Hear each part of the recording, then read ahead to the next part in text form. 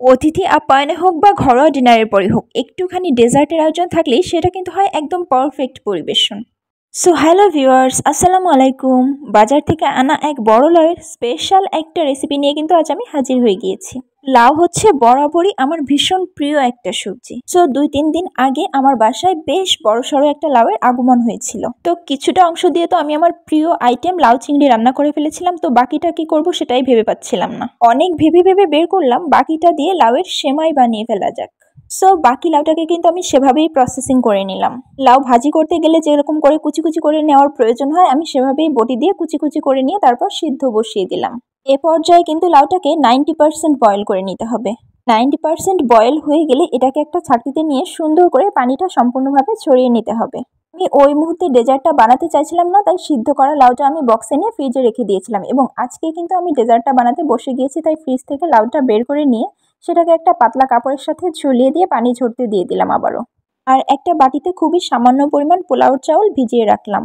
যেহেতু বলেছি সেমাই রান্না হবে, সো লিকুইড মিল্কটাকেও তো রেডি করতে হবে, আর এজন্যই আমি চুলায় একটা হাঁড়ি বসিয়ে দিয়ে সেখানে কিছুটা দুধও দিয়ে দিলাম, আর সেখানে অ্যাড করে দিলাম গরম মশলা, চিনি এবং পরিমাণ মতো লবণ।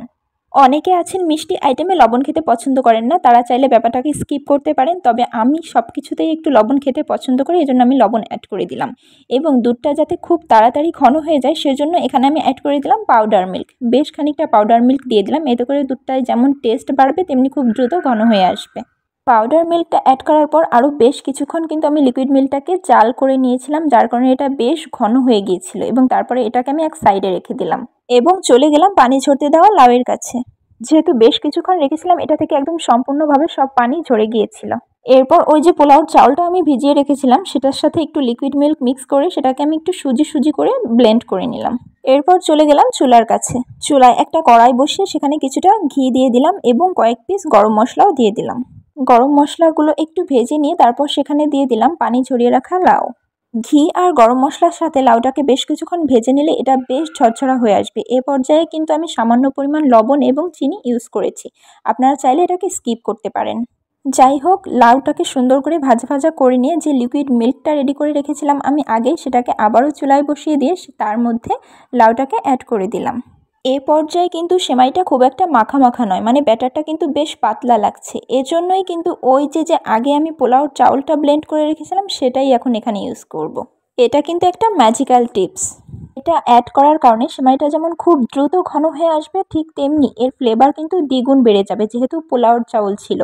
সো আপনারা কিন্তু দেখতেই পাচ্ছেন এই ট্রিক্সটা ফলো করার পর সেমাইটা কত দ্রুত ঘন হয়ে গেল আগের তুলনায়, আর স্মেলটা যেটা আসছিল সেটা তো আমি আপনাদেরকে জাস্ট বলে বোঝাতে পারবো না।